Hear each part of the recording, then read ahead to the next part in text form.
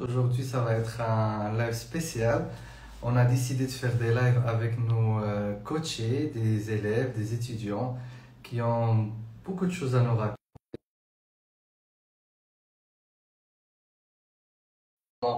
Ils travaillent aujourd'hui. Et aujourd'hui, on va commencer avec un élève spécial.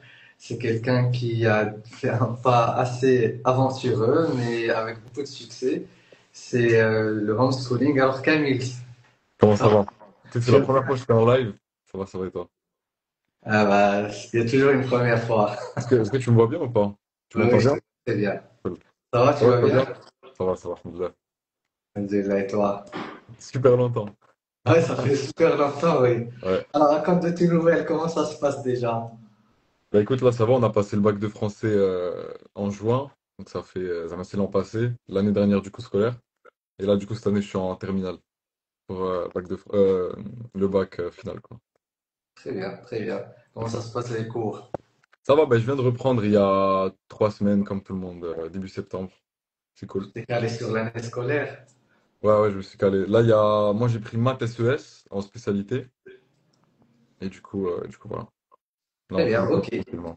Ok, bah en fait, donc tu es un homeschooler, tu es de Mohammedia, et donc vas-y, raconte-nous comment ça a commencé, l'idée déjà du homeschooling, pourquoi tu as opté pour cette façon d'apprendre et puis on parlera de ton quotidien et comment ça se passe. Mais raconte-nous déjà l'idée du départ et comment ça s'est passé. C'était en septembre 2023, à la rentrée de seconde, quand j'étais parti à l'IOT. Et en gros, voilà, au début, l'IOT, ça me plaisait, tout ça, mais c'était cool. On partait à Casa, du coup, vu que j'habite à Mohamedia, je faisais la navette, un peu comme tout le monde. J'ai fait 3 mois à l'IOT, ensuite je suis parti, du coup. Et d'où m'est venue l'idée, c'est que la première raison, on va dire, peut-être la raison qui n'est pas le choix, qui n'était pas le choix à faire, mais la première raison, c'était peut-être que partir à l'IoT tout le temps et tout, c'était un peu, non, mais c'était fatigant, épuisant. Mais C'est combien de temps de trajet? il y a une heure le matin, une heure le soir environ, mais le soir est un peu plus, 1h30, 1h15. Et surtout ceux qui prennent le bus, c'est plus dur. Moi, je n'avais pas pris le bus. J'avais la chance, alhamdoulilah, de faire du covoiturage avec des gens. Mais voilà, on va dire qu'il y avait 25% au début, c'était pour ça, pour cette raison. Ensuite, de manière générale, j'ai jamais aimé l'école. Je me rappelle d'une phrase que j'utilisais il y a très très longtemps, c'était peut-être en cinquième, quelque chose comme ça. Je disais que moi j'ai aimé l'école jusqu'en CM2, ensuite c'était un peu plus difficile, tu vois. Genre la sixième, etc. Et donc en vrai, ça c'était un peu la majorité du choix. Et tu vois, donc le fait de partir, de faire 2 heures de route, je voyais pas vraiment l'intérêt. En plus, j'avais fait le calcul, je crois, avec un pote à ce moment-là. Et on avait calculé si on faisait du coup 2 heures de route, 5 jours par semaine, sachant qu'il y en avait qui avaient cours le samedi. À l'IOT, ça aussi, c'est une folie. Il y en a qui avaient cours le samedi, ils partaient le matin, ils revenaient à midi et ils ont déjà leur samedi qui est fini, tu vois. Donc on avait fait le calcul et on avait calculé que si on partait juste 5 fois par semaine sur les 3 ans, qu'entre guillemets on était chanceux et qu'on n'allait pas avoir cours le samedi sur les 3 années, on allait perdre genre 0,003 ans de notre vie juste en trajet, tu vois, ce qui est énorme. Genre en mois, je sais pas combien de mois ça doit faire, mais ça doit faire, c'est pas beaucoup, tu vois, c'est 3 mois, mais c'est 3 mois d'heures, donc c'est énorme. Et donc voilà, on s'était amusé. Moi, je me rappelle du coup quand j'ai quitté, c'était en novembre. Donc c'était super compliqué. Tu veux que je te raconte en détail le processus, comment on a fait On ensemble ira un petit pour, peu sur ok, ça, mais ok. en fait, juste pour rebondir sur un point, tu dis qu'en fait, tu n'aimes pas l'école. Ouais, Mais te connaissant, tu es un grand lecteur, ouais, tu lis beaucoup de livres, tu as lu des livres que j'avais lus moi des années après. Tu aimes apprendre, parce qu'après on a travaillé ensemble sur ton schooling, donc tu apprends, tu es quelqu'un qui apprend beaucoup, qui apprend même beaucoup plus que, on va dire, la normale. Tu as même accès à des métiers, tu as fait des stages en entreprise, ouais. tu as une bibliothèque, c'est-à-dire en fait la nuance que beaucoup d'élèves et surtout de parents, ici on a beaucoup de parents, c'est qu'ils croient que quand leur enfant n'aime pas l'école, c'est qu'il n'aime Mhm, pas apprendre. Mais en fait, toi, c'est carrément le contraire, c'est que tu penses qu'il y a beaucoup de temps perdu pour rien et que tu aurais pu mieux apprendre et être plus efficace. Donc, le fait que tu fuis l'école, c'est pas pour fuir la science, le savoir, la connaissance, mais c'est de fuir peut-être un système qui te correspond pas, alors que toi, tu es Ouais. quelqu'un qui est dans l'efficacité. Je me rappelle, tu avais lu déjà des livres sur la productivité, la gestion du temps. Donc, en fait, c'est cette nuance-là qui dérange un peu enfin, que les parents ne comprennent pas quand leur enfant dit, moi, j'aime pas l'école. Ils croient qu'il aime pas le savoir et apprendre. Je pense, est-ce que c'est le cas pour toi? Ouais, ouais, enfin, c'est logique parce que du coup, en fait, le problème partout, il est dans le système, il est pas dans. Parce que si t'aimes pas l'apprentissage, genre, tu vas faire quoi de ta vie du coup? Si t'aimes pas apprendre, tu peux pas, enfin, tu peux rien faire en gros. Donc, c'est toujours un problème de système. Je sais pas c'est quoi le classement du système français. Moi, je suis aussi français du coup, donc tu vois, ça a été facile de rentrer dedans, etc. C'était pas ça le gros problème. Mhm. Mais le système français, je sais pas, il est classé combien, mais il doit être classé top. Enfin, il est très loin, tu vois, dans la liste, dans les meilleurs, entre guillemets. Mhm. Mais du coup, voilà, donc j'avais fait le calcul pour voir combien de temps je perdais à peu près. C'était amusant, à la fin, j'ai quitté. Et donc, enfin, plus en détail, entre guillemets, mais du coup, je raconte rapidement. Du coup, quand j'ai quitté, j'avais fait la demande d'Exea. Donc, l'Exea, c'est un document pour que, en gros, tu sois déscolarisé du système. Donc, c'était Mais en l'idée, raconte un petit peu le débat avec tes le parents. clash, ouais, Quand tu annonces la première fois à tes parents, je veux quitter, ouais, ouais. comment ça a été accueilli, le processus pour que l'idée émerge et qu'elle puisse être acceptée par tes parents. Il y a un pattern que j'ai vu parce qu'il y a d'autres gens qui m'ont suivi, entre guillemets, après. Genre, il y a deux, trois mecs qui sont partis aussi, mais il y en a qui sont revenus. Et donc, il y a un pattern que j'ai vu chez les parents de ce qu'on m'a dit, c'est qu'à chaque fois que les parents ils voient que du coup l'enfant il veut prendre une décision qui tourne autour de l'école, ils se disent ah c'est un truc émotionnel, tu vois, c'est une décision émotionnelle et du coup ça bloque. Chose que du coup Ils ne te font pas c'était confiance en fait. c'est Ils ne font ça, pas c'est ça. confiance à ton raisonnement. Et c'était le truc le plus compliqué, tu vois. Quand tu bloques sur ça, c'est très très difficile de convaincre. Enfin, moi, j'y croyais pas du tout au début, tu vois. Quand j'étais venu te voir et je t'avais dit ça, moi, pour moi, c'était mission impossible, tu vois. Donc, et en plus, on l'a fait on l'a fait en un temps record et la manière avec laquelle j'ai quitté, entre guillemets, parce qu'il y a une grosse période aussi où j'étais déscolarisé après pendant un petit peu de temps, parce que le temps d'avoir les codes d'accès, etc., de se connecter, tu vois, d'être vraiment inscrit. Mais on l'a fait en un temps record et la manière avec laquelle j'ai quitté, enfin, c'était amusant, entre guillemets, parce que personne s'y attendait. Tu vois, j'étais un élève normal dans une classe et les profs, ils n'étaient pas au courant jusqu'au dernier jour, tu vois. Mais donc, pour raconter l'Exea, du coup, le clash avec les parents, etc. Je me souviens pas trop en détail comment ça s'est fait, mais on avait eu des calls. Moi, j'ai changé beaucoup avec ma mère. Je sais que mon père, de manière générale, était réticent, un peu sur tout. Tu vois, toutes les décisions qui tournent autour de. Enfin, lui, de base, il est très, très. Comment ça s'appelle? Très anxieux quand ça parle d'administration et tout. Donc, si en plus, c'est pour l'école et moi, j'avais 15 ans, tu vois, donc c'est très différent. C'est très, très, très chaud. Mais c'est possible. Donc voilà, après, ça En s'est fait, c'est fait. possible, j'aimerais rebondir sur ce point, c'est possible dans le sens, en fait, ce que je trouve louable, en tout cas chez ta maman, c'est que, comme tu as dit, comme l'enfant, il arrive 15 ans, 14 ans, même 13 ans, 16 ans, il dit, voilà, je quitte l'école, on dit que voilà, c'est des bêtises, c'est émotionnel, et il en a juste marre, il a envie de faire autre chose. Mais en fait, quand tu as échangé avec ta maman, la décision qu'elle a prise, elle a fait le choix de faire intervenir un coach. C'est-à-dire un coach, une personne neutre qui a pu rentrer entre vous deux et qui a analysé. Moi, je me rappelle très bien de la séance où je t'avais demandé, donc c'est quoi ton pitch, comment tu peux me convaincre. Et là, je voyais, donc moi en étant neutre et j'ai pas cette anxiété des parents, je voyais que tu avais un raisonnement logique, donc qui tenait la route et que tu avais des ambitions et que tu avais un projet, que tu avais fait tes recherches. C'était pas vraiment, même si tu avais 15 ans, ça se voyait que tu t'es pas juste tombé sur ta tête et que tu t'es dit un jour je vais avoir des vacances toute la journée, je vais rien faire et je vais juste m'amuser. En fait, tu avais vraiment quelque chose de logique. Donc, quand moi je suis rentré en contact avec ta maman, donc voilà, on a exposé quelque chose de logique et on a fait un plan, mais qui n'était pas un plan aussi de folie, mais si tu te rappelles, c'était quelque chose d'intermédiaire. C'est-à-dire, on avait décidé de faire ça pendant 3 mois, voir si ça allait. Si ça n'allait pas, on avait laissé une marge de pouvoir faire du marche arrière. Ouais. Et en fait, c'est excellent ce que tu dis. C'est-à-dire, en fait, c'est une décision qui est très émotionnelle chez les parents. Moi aussi, si mes enfants me disent, voilà, je vais quitter l'Écosse, ça va me Ouais, faire quelque ouais. chose parce que toujours les parents, en fait, toi aussi, tu feras la même chose quand tu seras un papa. On veut proposer à nos enfants ce que nous, on a eu déjà. C'est ce qui est plus rassurant. On dit, ça a marché pour moi, ça doit Ouais, marcher pour mes enfants aussi. Mais en fait, c'est pas du tout toujours le cas. Les époques ont changé. Et donc, je pense qu'on est passé de quelque chose d'émotionnel à quelque chose de beaucoup plus raisonnable. Et je pense que ta maman a écouté la raison aussi. Elle avait toujours cette anxiété, cette peur, mais elle s'est dit on va suivre la raison. Il y a eu un plan assez structuré pour que tu puisses faire le son. c'est ça. Donc, bah écoute, donc ensuite, en vrai, on a quitté. Donc, c'était déjà l'année de seconde qui n'est pas comptée dans le bac. Donc, en vrai, je sais que c'est un truc qui a beaucoup rassuré parce que, genre, quitter. Enfin, je sais pas si tu quittes l'année, si tu quittes en année de bac, c'est la dernière année. Il faut un peu de temps pour s'adapter, et tout, c'est pas pareil, tu vois.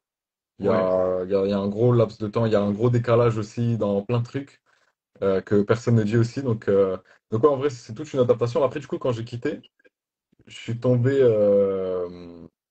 Donc j'ai quitté en fin novembre, tout pile. 1er décembre, j'étais officiellement déscolarisé en gros, jusqu'à du coup faire les inscriptions, les démarches, etc. Et donc, je crois que j'ai repris les cours le 23 janvier, quelque chose comme ça. Donc, ça m'a fait 2 mois de. Enfin, entre guillemets, tu vois, tu n'as pas de. T'as pas de support, t'as pas de. Enfin, tu vois, t'as fait un cut Ça dans allait l'année. vite.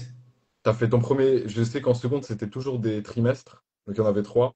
Là, je vois qu'à l'IOT et dans plusieurs autres écoles, ils commencent à passer tout le monde sur le semestre, tu vois, le système de 2 semestres annuels. C'est pas mieux, mais bref. Du coup, nous, on était encore chanceux, on avait avec le Rajajel trimestre. Et voilà. Donc moi j'ai quitté, j'ai fait un trimestre et l'idée c'était que mon trimestre il soit gardé quand même. Tu vois que quand je viens en homeschooling, je peux avoir mes bulletins, je peux garder les notes que j'ai eues, chose qui ne s'est pas faite. Du coup en gros c'est comme si je rentre en cours le 20 janvier ou je crois que c'était même en février, début février. C'est comme si je commence l'école en février et j'ai tout le truc de septembre à rattraper. J'ai dans toutes les matières, tous les programmes, tous les chapitres de toutes les matières à refaire. Donc d'un côté, c'était bien parce que voilà, la moyenne, elle était pas, enfin, elle tendait pas vers 20, tu vois, le normal. Mais d'un autre côté, c'était astronomique là, quand c'était le travail qu'il fallait faire et il fallait adapter vite. Et moi, je m'en souviens, c'était la meilleure année en vrai, jusqu'à là, où genre, j'ai vraiment bossé, c'était cool, Ah oui, à la donc lettre. c'était vraiment un temps très très court. Tu avais Ouais, plutôt ouais. une C'était année, de février à la juin. moitié d'une année.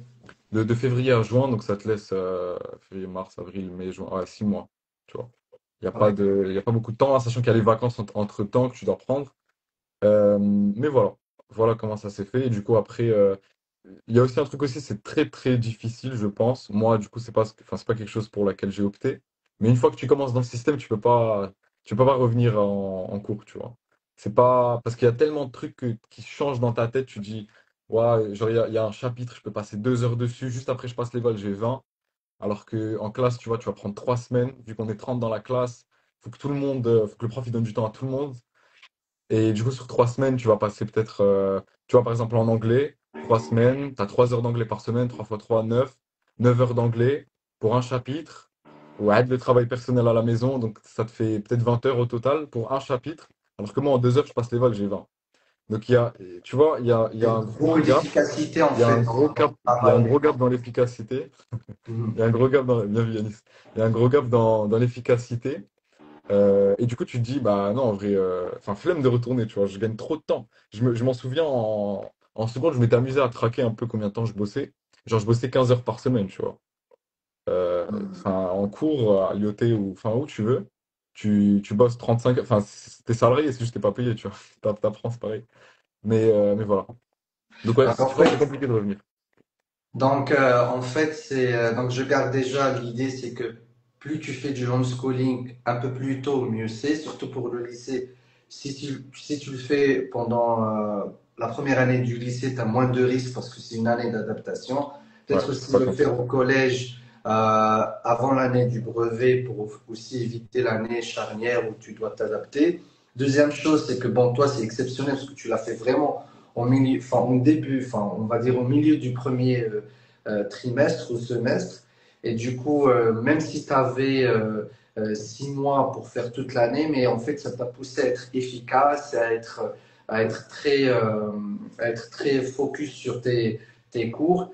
Et Et je me rappelle, on avait discuté de ça, c'est-à-dire tu as découvert avec surprise que à l'école, donc on mettait plus de trois, quatre fois de temps pour Ouais, apprendre, alors que seul tu pouvais faire ça très vite, de manière très efficace et avec une meilleure rentabilité, en sachant qu'on va parler des contrôles du homeschooling, c'est-à-dire c'est aussi exigeant, parfois c'est même beaucoup plus difficile que les contrôles en classe. Mais je me rappelle, on avait échangé sur cette idée de comment ça se fait que pour un seul chapitre, on passera 15-20 heures en classe avec des profs, 30 élèves, alors que seul, tu deviens très, très efficace. Et tu avais même construit des tableaux ouais, ouais, ouais. pour ta progression, J'avais, ouais, etc. ouais. C'était stylé quand tu commences, tu vois, tu joues au début, c'est un jeu, genre, t'es là, t'es devant ton PC, t'as accès à tous les cours, du coup, juste pour les gens qui savent pas comment ça se passe, c'est pas des visios ou quoi avec des profs, c'est juste une plateforme où tu te connectes, t'as tous Donc, les tu es avec le chapitres du CNED, cours, c'est ça. Alors, il y en a c'est qui ça. demandent de quoi on parle du homeschooling. Donc tu es avec le CNED. Est-ce que tu peux nous parler un petit peu du CNED et de sa façon de s'organiser pour les Ouais, cours? voilà, en gros, c'est eux, ils ont pas de suivi, enfin, ils vont pas t'aider, te dire ah, comment tu veux travailler, ou etc., etc. Ils vont juste te donner un emploi du temps que tu peux prendre ou non.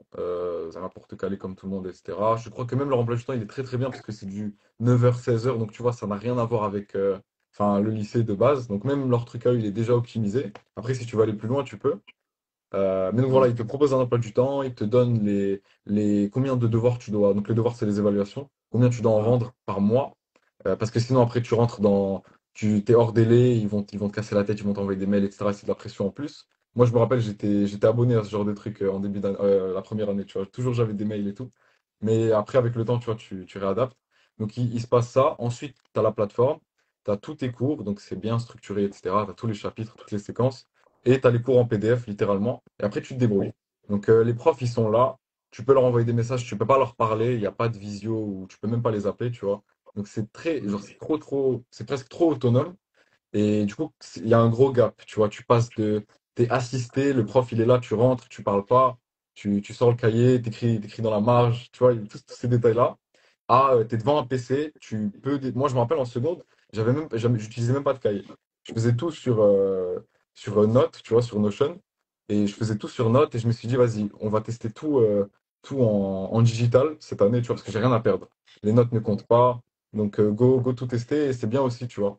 Donc, c'est pour ça que je dis que j'ai eu beaucoup de chance de tomber sur cette opportunité, entre guillemets, à ce moment-là. Parce que j'ai pu faire des trucs que pas beaucoup de gens auraient pu faire, tu vois. Donc voilà comment ça se passe. Donc, c'est hyper autonome et voilà. T'es hyper autonome, t'es livré à toi-même et il y a du coup le bon côté des choses et il y a le mauvais côté des choses, mais ça, on pourra en reparler si tu veux. Ok.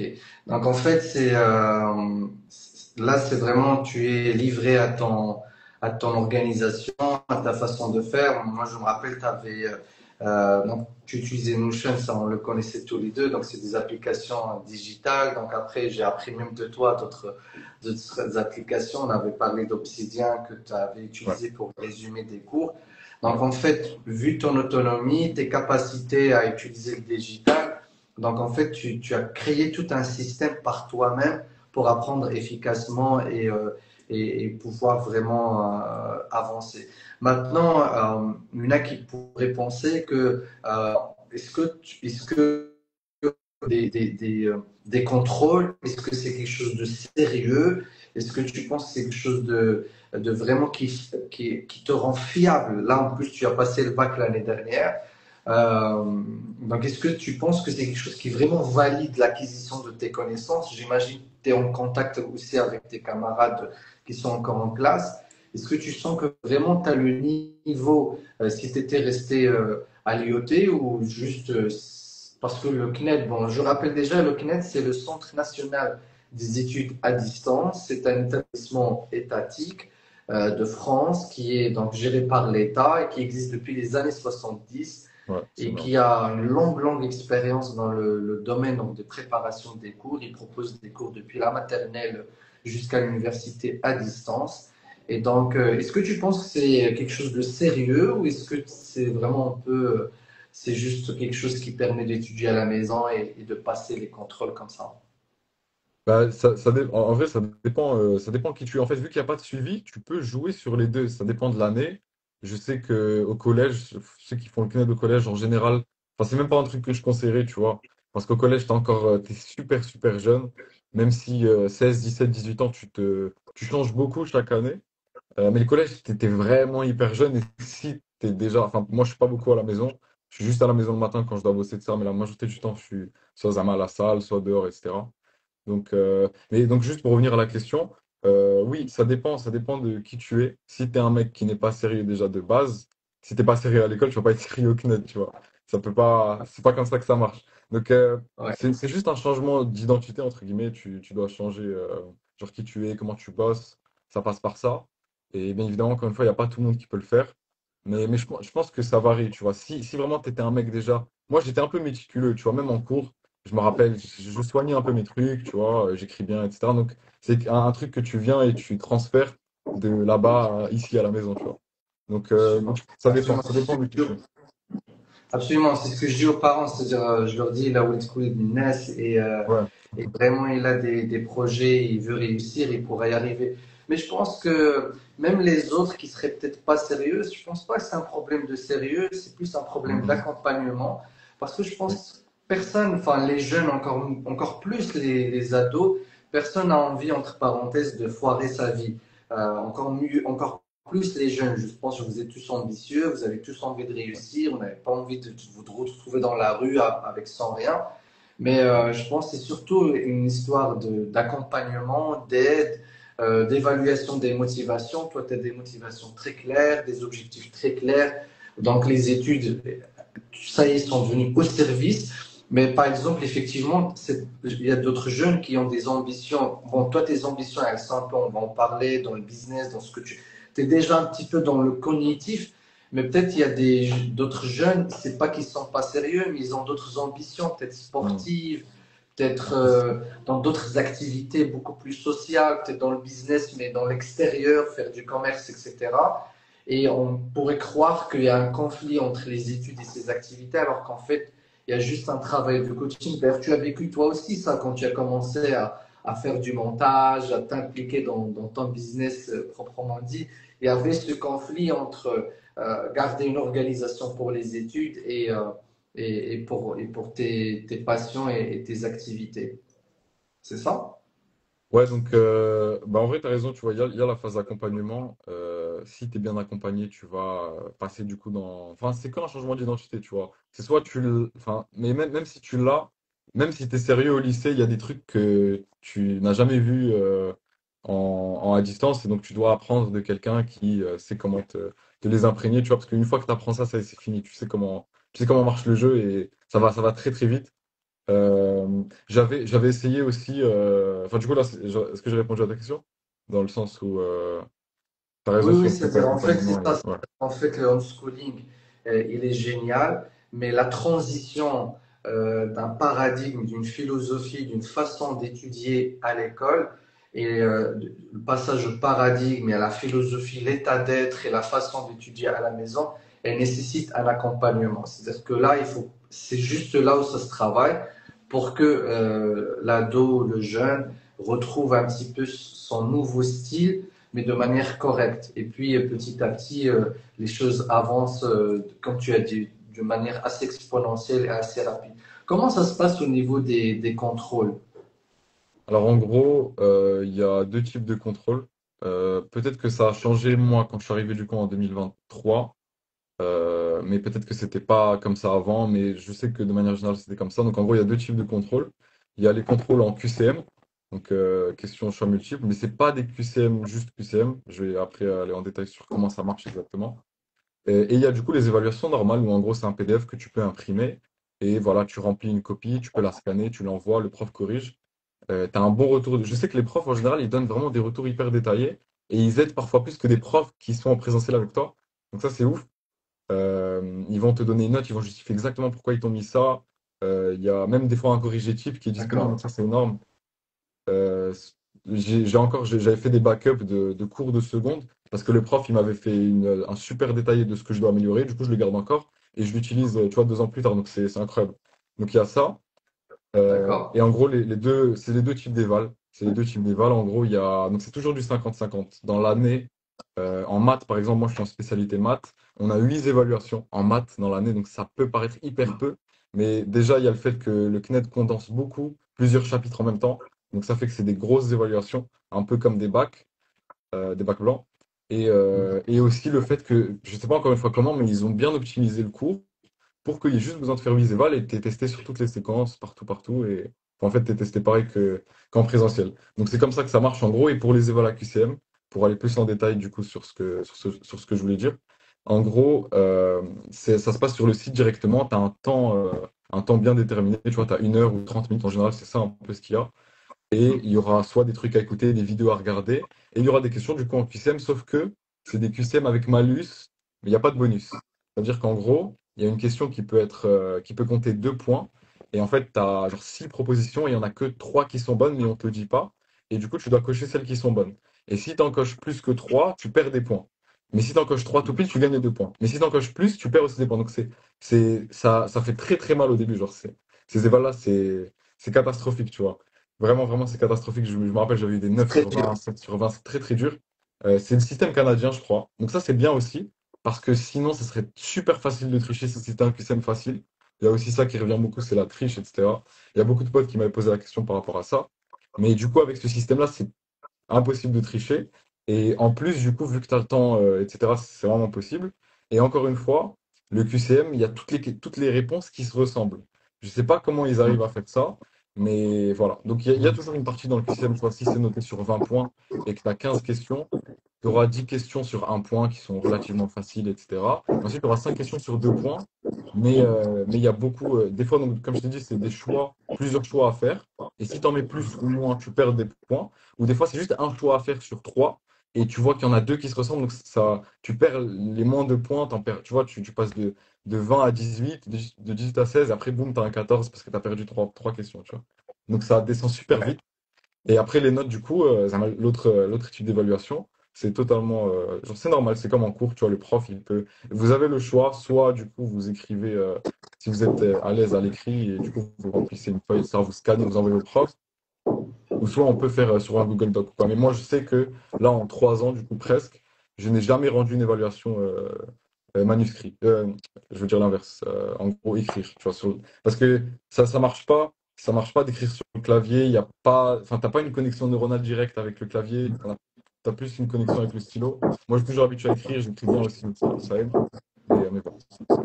Donc voilà, donc c'est en fait des évaluations assez sérieuses et assez Ouais. poussées qui font que en fait tes performances scolaires, tu vois bien que si tu as bien travaillé, tu auras de bons résultats et si tu n'as pas bien travaillé, t'auras pas les résultats escomptés. Ok, donc comment tu t'organises donc, aujourd'hui? C'est quoi ton quotidien? Je veux que je raconte un peu comment je m'organisais avant pour faire la Oui, oui, différence. vas-y, oui, vas-y. Donc en seconde, j'étais arrivé, comme tu l'as mentionné tout à l'heure, j'utilisais beaucoup, enfin juste le PC, j'avais même pas de cahier, j'avais vraiment pas de cahier. J'en avais peut-être un, tu vois, histoire de faire des petits brouillons en maths c'est important. Physique, chimie peut-être aussi. Mais du coup, voilà comment je m'organisais, je mettais tout sur le PC. J'utilisais Obsidian, donc qui est un logiciel où en gros tu peux créer un point sur une map, sur un tableau blanc. Et ce point-là, tu peux remplir des informations dedans, donc tu peux écrire tes leçons, etc. dedans. Et après, tu peux créer un autre point et connecter ces points-là. Et vu que le cerveau, il apprend par association, c'est génial, tu peux connecter toutes les idées de toute la séquence. Et après, tu as juste à te balader petit à petit, de tester, voilà, si tu connais bien tes points, entre guillemets. Tu as 5-6 points par séquence, et après, boum, c'est bon, tu peux passer ton évaluation. Donc, c'est comme ça que je faisais. J'avais eu de super bons résultats avec cette méthode. Et voilà, c'est plus quelque chose que je fais aujourd'hui. En première, du coup, l'année dernière, j'ai utilisé des cahiers comme tout le monde un peu. Il y avait le bac de français, donc il y avait beaucoup, beaucoup d'infos à prendre. Au CNED aussi, vous êtes super avantagé parce que pour ceux qui passent le bac de français, vous avez tous vos textes parce qu'en gros, à la fin de l'année, vous avez du coup l'épreuve orale et l'épreuve écrite. Et l'épreuve orale, les textes oraux, du coup, que tu dois apprendre et pouvoir réciter, enfin pas réciter, mais analyser à la fin de l'année. En général, enfin, c'est pas en général, c'est dans toutes les écoles en présentiel, ils ne sont pas tous distribués en début d'année, ils sont distribués au fur et à mesure.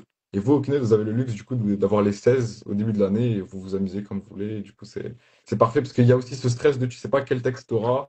Je connais des gens qui ont eu leur deux ou leur dernier texte 1 mois avant les épreuves, donc c'est Mhm. dommage. C'est très très peu de temps. Donc il y a ce luxe-là. Et donc, du coup, pour revenir à comment je m'organisais en première, j'utilisais des cahiers l'an passé, comme tout le monde. Et Et je tes voulais horaires, aussi. tu travailles de quelle heure à quelle heure? Ouais. Euh, L'année dernière, au début de l'année, donc de septembre à janvier, donc c'est le premier semestre, j'étais super carré, j'étais bien, je me levais tôt, je voulais avoir la journée pour moi. Donc, je vais pas. Enfin, ça va pas, ça va peut-être paraître fou, mais en moyenne, du coup, je me levais de 6 heures à 7 heures du matin. Tu vois, en moyenne, c'était ça. Et je prenais pas de petit déjeuner et je bossais direct. Et donc, j'arrivais à faire genre 4 heures, 5 heures de cours. Il y avait aussi un objectif que je voulais faire l'an dernier, c'était de finir l'année en 3 mois. Je sais pas si tu t'en souviens, oui, oui, oui, mais oui. du coup, j'avais mis cet objectif-là. J'avais presque réussi parce que j'avais rendu plus de 65% de ce qu'il fallait rendre à 20% de l'année. Donc, ça, c'est énorme. Genre, on était en novembre, j'avais presque fini l'année en gros. Et je suis allé très très vite. Et il y avait aussi un truc que je faisais pas, mais du coup là, enfin, je rentre un peu dans les détails, je m'éloigne un peu de la question. Mais du coup, je suis rentré dans un mini burn-out en gros, parce que je bossais même les samedis et les dimanches pour atteindre cet objectif, tu vois. Je t'avais Donc, prévenu en plus. ok, j'étais régulier et tout, mais je bossais aussi samedi et dimanche. Et enfin, il y a ce truc-là, je sais pas si c'est de l'ego ou quoi, mais tu vois, quand tu vois, il y a personne le samedi qui est réveillé le matin, il y a pas, enfin, il y a personne qui travaille. Toi, tu es là, tu bosses, tu vois, tu dis c'est stylé, et j'avance plus vite et ça me donne. Enfin, c'est un petit truc de motivation, tu vois, c'est pas énorme. Et Mais ça, du c'est coup, voilà. entre guillemets, yani, voilà, tu étais quelqu'un qui détestait l'école et moi, ça m'avait impressionné. C'est-à-dire que tu étais quelqu'un qui détestait l'école, Ouais, ouais, mais quand tu es devenu autonome et homeschooling, tu bossais tous les jours. Et moi, je t'avais dit non, il fallait que tu arrêtes un petit peu, que tu prennes des journées.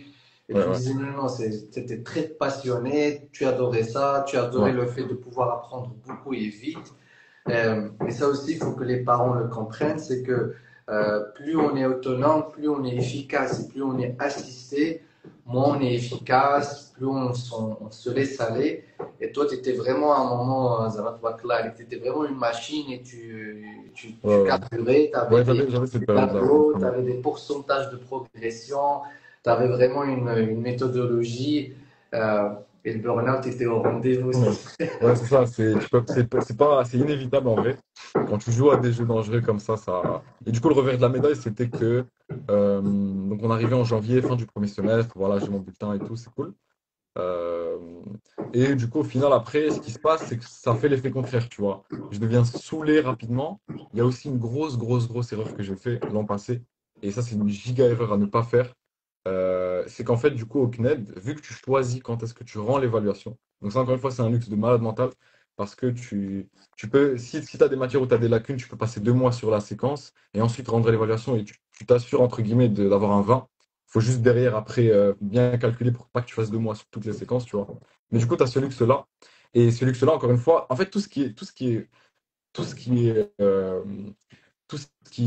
te demande de l'autonomie va soit te détruire, soit t'améliorer, tu vois. Genre, il y a toujours les deux, c'est la loi des pôles, tu vois. Soit c'est hyper bien, et donc c'est toujours une très bonne chose, c'est toujours une mauvaise chose, parce qu'il y a les deux, il y a les deux extrêmes, tu vois, et tu peux tomber dans l'un des deux à un moment ou à un autre. Donc il y a ça. La grosse erreur que j'ai faite, c'est qu'en gros, j'ai commencé par rendre du coup les évaluations faciles, entre guillemets. Donc j'ai choisi toutes les matières où j'avais pas de difficulté, comme je t'ai dit tout à l'heure. Je pouvais passer 3 heures ou 2 heures et demie sur la séquence. Et l'après-midi, je faisais juste un petit QCM sur tout ce que j'ai écrit. Et après, le soir même, je passe les balles, j'ai 20, tu vois, ou 18. Donc ça allait très très vite. Donc je faisais ça sur l'anglais, l'espagnol, l'éducation morale et civique, donc le MC. Et je crois, c'est tout. Il y avait peut-être une autre matière, genre histoire géo, il y avait des cours qui étaient faciles.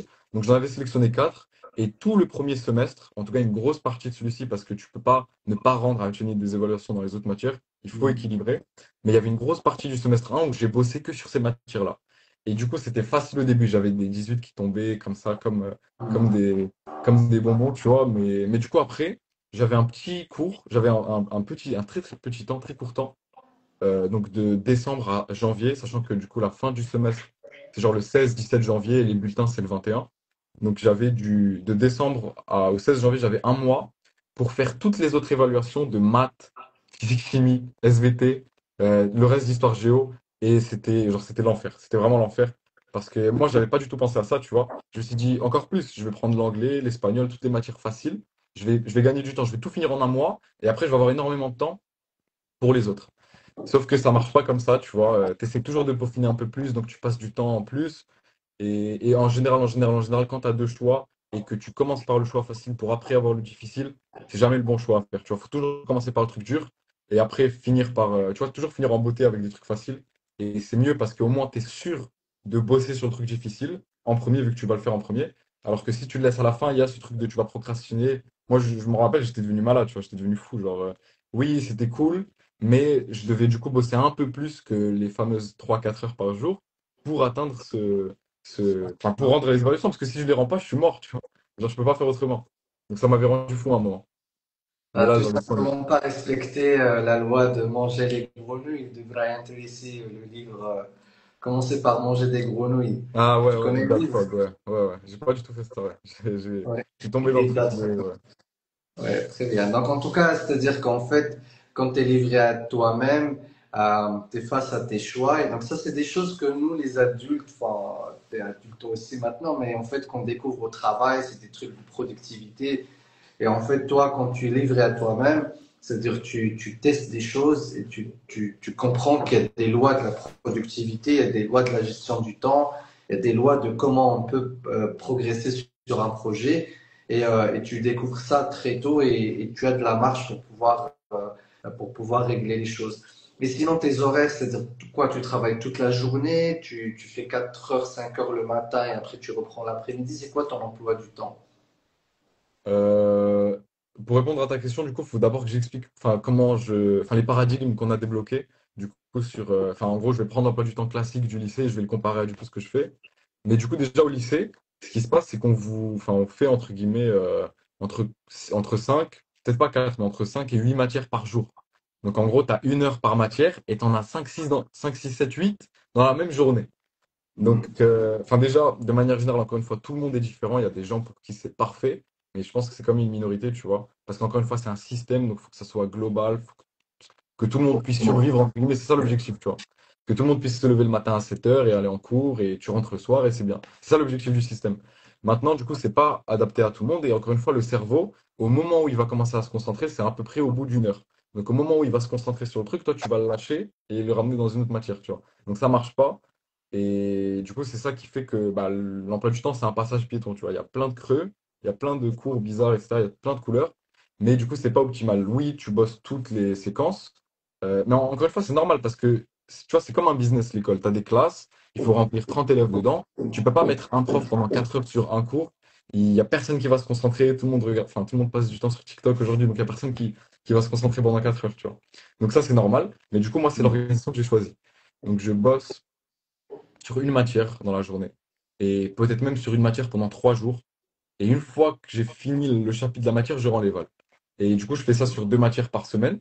Donc, je bosse l'évaluation jusqu'à finir en gros le chapitre. Enfin, je bosse le chapitre jusqu'à finir et pour passer l'évaluation. Et donc, voilà.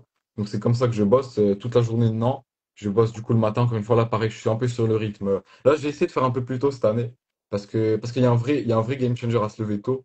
Tu vois, tu as l'impression que les journées elles sont plus longues, etc.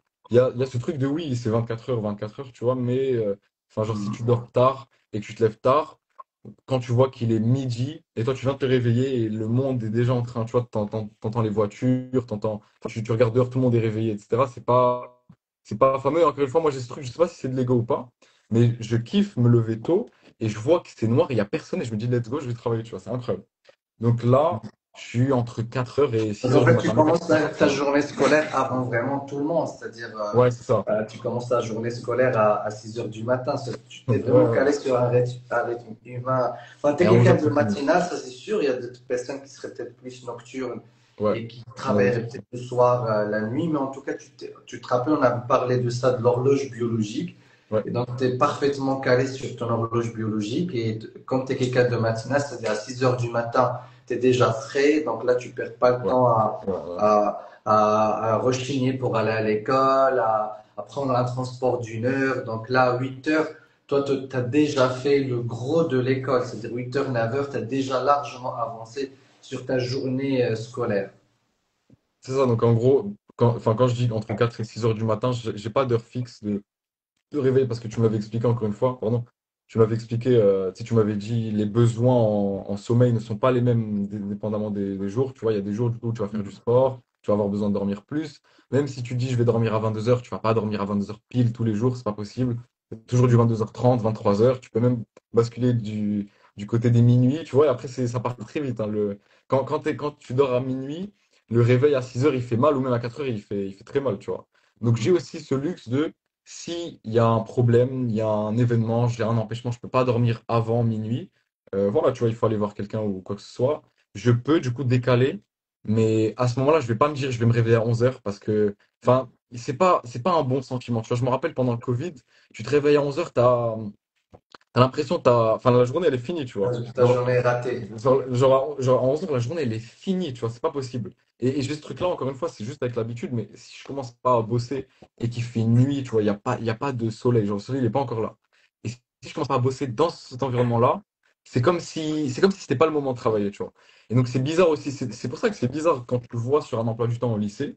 Si au lycée, tu commences, par exemple, je sais pas, le vendredi, je sais qu'il y en a, ils peuvent commencer un vendredi à 11h. Tu vas pas te mettre dans un mood de ah, vas-y, on charbonne, on travaille dur. Parce qu'il est 11h, tu vois. Genre, onze Ouais, heures biologiquement, tu as pris ton petit déjeuner, tu es déjà en train de digérer, t'es pas au top. T'es pas dans ouais, les heures d'or, tu vois, de la journée. ouais. Donc, il faut juste cibler donc, les heures d'or, il faut pas les lâcher. Donc, moi, j'essaie d'être strict sur mon planning et tout, de rester au taquet, tu vois, de pas commencer à divaguer parce que c'est très, très chiant. Il y a aussi un gros truc, encore une fois, que j'ai appris, c'est que quand tu passes trop de temps à te recalibrer, te réveiller à 10h, t'essayes, tu te réveilles à midi, tu vois, c'est n'importe quoi. Il y a ce truc de ah, je regrette, j'ai passé beaucoup trop de temps à faire ça et la sensation elle te hante, tu vois. Genre, tu peux pas, je sais pas comment expliquer, mais en fait, il faut vraiment le vivre pour comprendre. Mais on a tous regretté des trucs et tout. Là, c'est l'école, c'est différent. Mais je sais pas comment expliquer, mais quand tu regrettes vraiment le fait de ne pas t'être réveillé le matin tôt et tu aurais pu avoir toute la journée et il est 11h, t'as même plus envie de travailler, tu vois. Donc, ça peut arriver qu'il y a un jour où, voilà, comme j'ai dit, si j'ai un gros empêchement, je peux pas me lever tôt parce que, voilà, j'ai abusé sur quelque chose ou quoi que ce soit. Il y a eu un décalage. Je vais me lever peut-être à 8h, 9h, 10h, 11h, mais je vais pas travailler. Je vais pas travailler dans la journée, je vais juste réviser peut-être ce que j'ai fait hier et je vais reporter à demain. Du coup, je vais peut-être basculer sur, il faut prendre un week-end ou deux, il faut prendre samedi et dimanche, mais c'est pas comparable. Parce que je sais que je vais pas être productif, tu vois. Ça va plus m'énerver qu'autre chose. Je vais voir qu'il est 11h, je peux pas, je peux fermer les rideaux, mettre la clim, être froid, être frais, tu vois, mais c'est pas pareil. Et encore une fois, un autre truc que j'ai fait, c'est que je crois que je t'avais montré en plus, mais j'ai enlevé l'heure sur mon PC. Ce qui fait qu'en gros, je ne sais pas quelle heure il est sur mon PC. Ça me permet de rentrer plus rapidement dans le flow. Et tu sais pas quelle heure il est, donc tu. Parce que aussi, ce truc de regarder l'heure tout le temps, tu perds du temps, justement. Et donc voilà. Très Donc voilà un bien. peu comment je m'organise. Et donc, en fait, tu termines tes journées en fin de matinée, tu reprends Ouais. l'après-midi ou tu as Non, tout non. tes Ouais, midi. du coup 11h midi, 13h peut-être, encore une fois, ça dépend de. Mais en général, du coup, enfin, j'ai entre 4 et 5 heures peut-être par jour. Ça dépend des matières. Je sais que les maths, par exemple, je peux bosser le matin, donc 4-5 heures, et après revenir l'après-midi sur un truc vite fait. Une demi-heure, enfin, tu vois, c'est ridicule comparé encore une fois à ce que tu fais en cours, mais voilà. Donc, il peut arriver que je revienne sur des trucs, mais je vais pas faire deux gros blocs de 4 heures dans la journée. Je bosse même pas 8 heures dans la journée, tu vois. Enfin, ce qui est la moyenne, tu vois, à l'école en général, entre 6 et 8 heures par jour, du coup, de cours à part le mercredi. Et il y en a encore une fois qui ont cours samedi, donc c'est compliqué. Mais voilà, du coup, en général, je suis à 25 heures, là, peut-être par semaine. J'ai un peu arrêté de traquer parce que, enfin, je sais pas si tu te rappelles à un moment, Ouais. j'abusais, je traquais tout. Et ça aussi, du coup, c'est encore c'est le revers de la médaille, tu vois. Tu dois passer par là pour comprendre que c'est pas nécessaire de tout traquer. Et encore une fois, donc les plus gros enseignements, entre guillemets, parce qu'encore une fois, c'est un grand mot, mais je pense qu'il y a quand même pas mal de choses à apprendre en dehors de l'école, enfin en dehors des cours, et même en passant par ce système. Mais en dehors de ça, les plus grosses leçons que tu vas peut-être garder toute ta vie, tu vois, tu les apprends en passant par la case un peu souffrance. En mode, tu dois essayer, tu dois tester, tu dois ne pas aimer, pour après comprendre comment ça marche, et après, tu vois, c'est que du kiff. Ok. Et tes après-midi, qu'est-ce que tu en fais? Est-ce que tu as des projets en parallèle? Tu Ouais. t'occupes d'autre chose? Donc là, en général, c'est sport. Du coup, j'avais lancé des projets, etc. J'avais lancé un projet plutôt en février, je t'en avais parlé. Et après, j'avais arrêté en mai. Même mars, c'était pas un très bon mois. Enfin bref, si tu veux, on pourra rentrer dans les détails. Mais du coup, en mai, j'avais arrêté à peu près. Donc il y avait mai, juin, c'était 2 mois avant le bac. Si tu veux, je peux même t'expliquer comment j'ai fait pour passer le bac ou comment je me suis Oui, oui, organisé. vas-y, vas-y. Donc en gros, le bac de français, c'était le 16 juin 2025. C'était l'écrit. Et après, il y avait l'oral, du coup. Donc l'oral, tu étais convoqué du 21 juin au 5 juillet. et c'était aléatoire, tu vois. Tu pouvais être convoqué le 5 ou là le 21 ou là entre les deux. Donc tu savais pas quand est-ce que tu allais passer, mais en général, du coup, c'était bien parce que c'était juste une semaine après l'écrit. Donc tu avais quand même une semaine pour revoir tes textes, etc. Moi, encore une fois, grosse erreur que j'ai faite l'année dernière sur le semestre 1, qui m'a dégoûté enfin, des cours de manière générale, tu vois, je suis encore une fois, je suis repassé de l'autre côté. Et donc, ce qui fait que le semestre 2, je me suis dit, vas-y, on va s'y prendre un peu plus tôt. Mais encore une fois, j'ai grave galéré à rendre les évaluations en temps et en heure, parce qu'encore une fois, au CNED, les évaluations, donc le contrôle continu, les évals que tu dois déposer, la date limite, c'est le 26 avril. Donc, en gros, tu finis les cours le 26 avril, ce qui est hyper tôt, tu vois. Donc, tu as le mois de mai et les 20 jours de juin, parce qu'en général, les gens, ils finissent le 20 juin, etc. Là, on est dans les années où tu as des examens, donc c'est un peu moins peut-être. C'est peut-être le 5-6 juin, plus personne va à l'école parce que voilà, faut réviser. Mais là, tu finis le 26 avril. Donc moi, j'ai fini le 26 avril, j'ai fini le jour même. J'avais genre 3 évals à rendre le même jour, donc c'était une pression de malade mental. Parce que j'avais mal géré encore une fois mes trucs, et j'étais tombé dans un truc de procrastination. Plus du coup, le burn-out, JL, t'as trop travaillé, et donc du coup, t'es trop régulier, mais tu t'es pas donné du temps pour arrêter. Et donc ce qui fait que, ça y est, je vais juste m'énerver pendant une semaine, je vais me dire, vas-y, cette semaine, je bosse pas. Tu vois, donc c'est pas bien aussi. Ce qui fait que je finis le jour même de la date limite, donc gros stress. Ensuite, en mai, j'essaie de relancer mes trucs. Donc, pour le coup, je calcule même pas le bac de français, tu vois, c'était à 2 mois.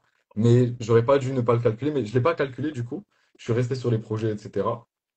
Mais tu vois, je bossais quand même un petit peu. Il y avait une prof, j'allais la voir, etc. Donc, j'étais un peu régulier, c'est bien. En fait, le homeschooling, c'est du paradis, ça c'est sûr et certain, mais Ouais. ça n'empêche pas que c'est une vie où tu stresses, où tu dois bosser, tu as une pression, mais en fait, ça te rend mature parce que tout ça, là, je t'entends parler, on dirait que tu bosses dans une entreprise, c'est-à-dire que tu es en train de Ouais. développer des réflexes de quelqu'un qui bosse sur un projet.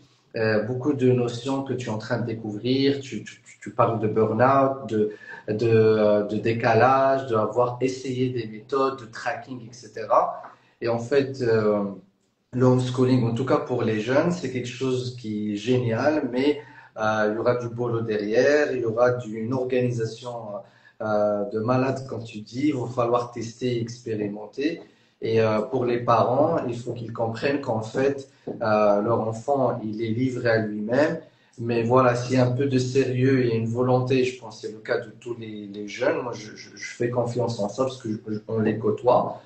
C'est-à-dire, il y a quand même un stress, un travail qui doit être fait parce que pour beaucoup, les parents, ils ont peur de la nonchalance, ils ont peur de. Parce que quand on parle de homeschooling, c'est-à-dire on est à la maison, on ne fout rien.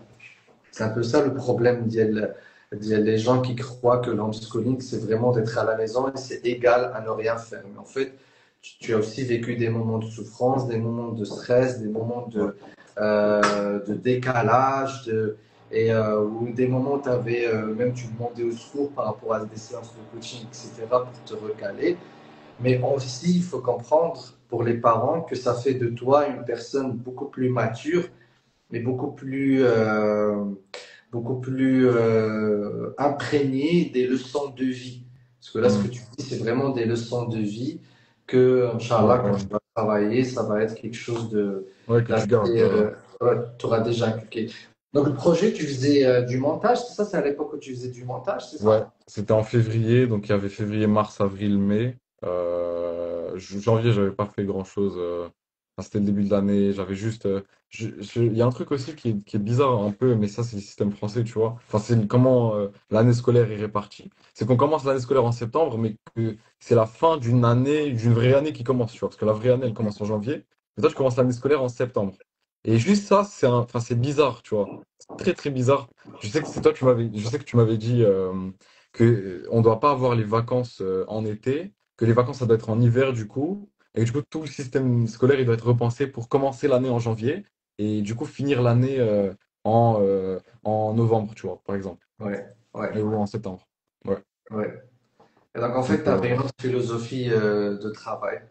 donc il y Et a donc, beaucoup en fin de plus. journée, tu travailles les soirs et tout ça, ou une fois que tu termines à midi, ça y est, tu avais tout Ouais, arrêté non, une fois que je termine, ouais, c'est bon. Parce qu'en fait, mais aussi, il faut, enfin, ce truc-là, que c'est peut-être un peu utopique, tu vois ce que je dis, mais pour le coup, c'est vraiment vrai, tu vois.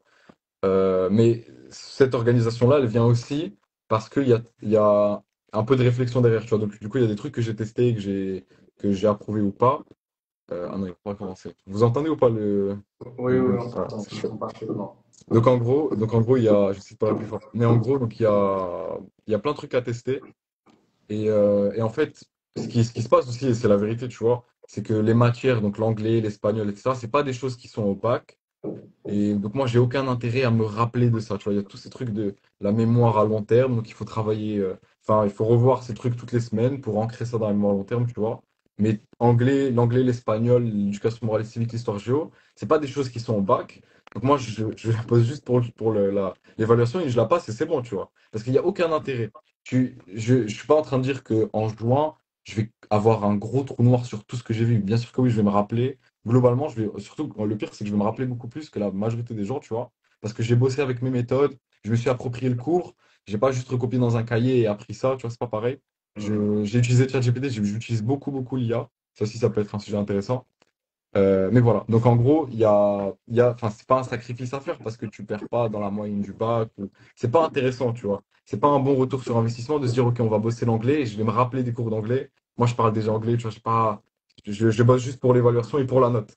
Du coup, ce que je dois, par contre, ce que je dois garder en tête pour, du coup, le restant des mois du coup, de l'année, c'est tout ce qui va être maths, sciences économiques et sociales, c'est une de mes spécialités aussi et la philosophie cette année, et le grand oral, du coup, qui est un oral à préparer. Donc ça, c'est intéressant, tu vois, il y en a juste quatre, et je me focalise sur ça. Donc je bosse pareil sur les deux choses, donc sur les maths, etc., et sur aussi l'anglais, ça, je bosse pareil. C'est juste qu'il y en a un où je vais essayer de m'en rappeler, et l'autre, bah, je m'en fous, tu vois, entre guillemets. Et donc, tu es Mais c'est pas un important. vrai apprenant efficace et performant. Comment tu fais avec les applications aujourd'hui? Tu utilises de nouvelles applications. Comment ça se passe avec l'IA? Elle t'aide? Est-ce que c'est quelque chose qui te fait tricher ou est-ce que c'est quelque chose qui vraiment augmente ta capacité d'apprendre? Est-ce que c'est quelque chose à bannir si tu allais à conseiller quelqu'un sur ça ou est-ce que ça t'aide vraiment? Ouais, en gros, l'IA, enfin déjà, faut voir l'IA du coup, parce qu'il y en a beaucoup, ils disent, ouais, mais ChatGPT, c'est comme Google, tu vois. Alors qu'en gros, Google, c'est comme une bibliothèque d'informations et tu as plein de livres et ça représente tous les sites. Et tu l'IA, du coup, c'est comme un assistant qui connaît tous les livres, il connaît tout sur tout, et tu as juste lui demander une information précise et il te la ramène. Donc en vrai, c'est comme ça qu'il faudrait l'utiliser, tu vois. ChatGPT, enfin, je sais pas s'il y a beaucoup de gens qui l'utilisent, en tout cas les jeunes, hein, peut-être les parents encore moins, tu vois, mais il n'y a pas beaucoup de gens déjà qui l'utilisent au lycée.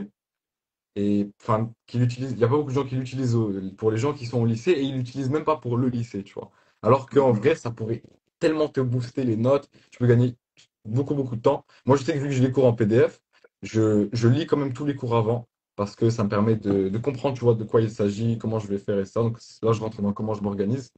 Mais du coup, je vais bosser comme ça. Ensuite, je vais tout balancer à l'IA. Et ensuite, elle va me résumer. Alors là, du coup, là, je te suis sur un point sensible. C'est qu'il y en a qui vont dire, ah ouais, elle va pas te résumer dès que tu joues à deck. T'es pas sûr de ce qu'elle va te dire, etc. Je sais que si tu prends ChatGPT Premium, donc l'offre à 20 dollars par mois, tu vois, c'est 200 dirhams, tu peux très très bien bosser, il n'y a pas de souci, tu peux lui faire confiance à ChatGPT de manière générale, même si je vérifie quand même un peu avant, donc on pourrait se dire que ah, ça vaut pas de donner à ChatGPT, parce que dans tous les cas, tu dois repasser derrière lui pour être sûr que ce que tu apprends au deck, tu vois, dès que tu joues à deck. Mais moi, j'utilise quand même toujours. Donc, ça me permet d'aller plus vite. Je cherche des patterns. Je m'approprie beaucoup le cours. Donc là, je bosse plus du tout en vrai trop digital. J'ai des cahiers, j'écris, tu vois. Mais s'il y a un paragraphe comme ça à écrire pour de leçons, déjà, je me renseigne sur c'est quoi le type de devoir. À la fin, est-ce que ça va être automatique, donc un QCM, ou est-ce que ça va être écrit? Et en général, j'arrive à cerner ce que j'ai besoin d'apprendre ou pas. Je vois ce qui est utile ou pas du tout. Il y a aussi la loi de Pareto, pardon, où tu vois, tu prends les 20% du cours, les trucs importants, les racines de l'arbre, et juste avec ça, tu vas avoir 80% des résultats. Très bien. Donc tu fais ça au début. Ouais. T'es pas passé à un notebook LM? Pas encore. Non, ouais, j'avais testé. Tu l'as testé toi? C'est cool. Pas Notebook, du encore, coup, mais j'ai lu pas mal d'articles là-dessus et ouais, apparemment ces deux c'est derniers impressionnant. mois, ils ont rajouté des features et tout et ça a l'air d'être quelque chose de vraiment spécifique à l'apprentissage, aux Ouais, ouais. notes. Et... Bah, j'avais Pour testé ça, pendant toi, je me l'été. suis dit t'allais tomber dessus. J'avais, ouais, ouais. Non, mais Avec Google justement, Keep, et apparemment, ils sont en train de prendre Google Keep qui permet d'avoir tu sais, des les post-it, schémas. des notes, etc. Ouais. Avec le calendrier, en fait, Google, elle est en train de proposer vraiment, elle essaie de se placer dans ce créneau des étudiants, parce qu'un peu ChatGPT, c'est un peu pour tout le monde et c'est pour tout et n'importe quoi. Ouais, c'est Mais vrai. l'autre book LM, j'ai l'impression qu'il y a une équipe derrière. Ils veulent créer quelque chose pour les étudiants. Il y a apparemment des textbooks maintenant. Tu peux créer un podcast, enfin, deux personnes, tu leur balances le sujet, ils discutent entre eux, Et tu et comprends. toi, ton temps, tu écoutes les Ouais, ouais. échanges qu'ils C'est trop ont. puissant, ouais. Il peut te créer des quiz à différents niveaux, de Ouais, différents ouais. classements. C'est vraiment une IA dédiée à l'apprentissage. Il y a trop de choses à faire. Là, l'IA, ça commence. Genre, moi, je commence à vraiment le sentir parce qu'au début, tu vois, on est tous un peu réticents sur ça. Enfin, surtout les parents, surtout les adultes. Mais moi, j'étais hyper réticent. Je me suis dit, ah non, faut que je fasse gaffe quand même, etc. Mais là, vraiment, enfin, depuis 2 semaines, je vois les nouveaux trucs qu'il y a. Et enfin, d'un côté, je me dis, c'est incroyable. Mais d'un côté, tu vois, j'ai peur. Je me dis, attends, mais jusqu'à où ça va aller, tu vois, c'est trop. Genre, juste les trucs que tu as donné, là, que tu as mentionné, sur les podcasts, etc., c'est énorme, tu vois. Juste apprendre le cours, comme tu l'as dit, tu lui balances, tu crées un échange entre deux personnes, et toi, tu t'imprègnes de ça, tu l'écoutes, et tu vas apprendre. Enfin, Bah, tu vas bah apprendre non, tellement faut vite. pas avoir peur parce qu'en fait, c'est comme tu as dit, si tu comprends que c'est un assistant, que Ouais. c'est un agent, il veut le rendre vraiment un prof. Et d'ailleurs, c'est maintenant la tendance, c'est de rendre les apprenants des apprenants efficaces et rapides, et qu'il y a un prof qui en fait qui se fatigue pas, qui en a Mhm, pas marre de pouvoir te mhm, reformuler, te redonner, etc. Et que le prof jouera peut-être le rôle du coach, du superviseur, mais en fait c'est juste un assistant qui va te mâcher une partie du travail, mais qui va jamais te remplacer toi, parce que tu auras toujours ton cerveau. En ouais. fait, c'est ce que avait dit Idriss Aberkan dans son livre Le pouvoir du cerveau. Il a parlé d'un Mhm, terme que j'adore beaucoup, que j'ai construit carrément l'entreprise sur ça, c'est la neuroergonomie. La neuroergonomie, c'est en fait une série de connaissances. Quel est le meilleur moyen pour adapter cette connaissance pour que tu puisses la tenir? C'est-à-dire, en fait, c'est un peu ce mug-là. ouais. Tu peux l'avoir sans ça et tu dois l'attraper. C'est chaud, tu auras du mal à l'attraper. Alors, l'ergonomie, c'est juste d'ajouter ça pour que, avec un seul doigt, tu arrives à l'avoir. Alors, imagine ça, c'est la connaissance. Et en fait, l'IA, elle doit te permettre de te mettre des trucs sur toute cette connaissance pour que tu puisses la porter facilement dans ton cerveau. Et c'est ça comme d'habitude, tu prends toujours des notes, ça c'est bien. Ouais. Là, j'ai pris C'est parce une que qualité que j'avais notée chez toi dès le premier jour. C'était que ouais, toi, tu vas là, tu peux faire le faire tout de suite. Ça va à te faire chaque fois plaisir. ton truc nouveau, tu notes. Alors dis-moi, comment ça s'est passé? Ça m'étonne que tu me dis que là, je t'avais pas vu il y a pas mal de temps. Donc là, tu es Ouais, passé sur les cahiers pour quelqu'un qui est hyper digital comme ouais, toi. c'est incroyable. T'as Qu'est-ce vu, c'est qu'est-ce qui a incroyable. fait ce changement de terminaux? Mais tu sais que tu t'y attends pas parce que tu te dis, enfin, tu vois, quand tu découvres le Moi, je me PC, tu suis vois dit, toutes les t'allais applications. me dire, j'ai des apps, j'ai plein d'autres trucs digitaux. Alors Ouais. là, tu es revenu Non, en fait, c'est une décision que j'ai prise parce que parce que cette année, encore une fois, enfin, en vrai, c'est comme tous les ans. D'ailleurs, c'est drôle parce que dans toutes les années de ma vie à l'école, depuis la sixième, à chaque fois pour l'inscription ou le jour de la rentrée ou quoi que ce soit, il y a toujours un truc, il y a toujours un petit problème, tu vois. Je me souviens encore en sixième, j'étais rentré dans la classe, c'était pas la bonne classe. Cinquième, pareil. Quatrième, je rentre dans la bonne classe, mais il y a un mec qui était pas dans la même classe, il était assis, et du coup, moi, j'étais debout, et au final, c'est moi, j'avais raison. Donc, il y avait toujours des trucs, c'était drôle. Et pour toutes les années, c'était ça. Donc, même cette année, j'ai commencé le 10 septembre, tu vois. Les gens, ils ont commencé le 2 ou le 3. Donc, j'ai pris une semaine de retard, entre guillemets. Mais du coup, ce changement-là, je l'ai fait parce qu'on était le 2 septembre. Je me suis dit, OK, là, les gens, c'est la rentrée, ils ont leur emploi du temps, etc. Faut que moi, de mon côté, je fasse aussi le plan, tu vois, le headline. Qu'est-ce que je vais faire, comment je vais m'organiser.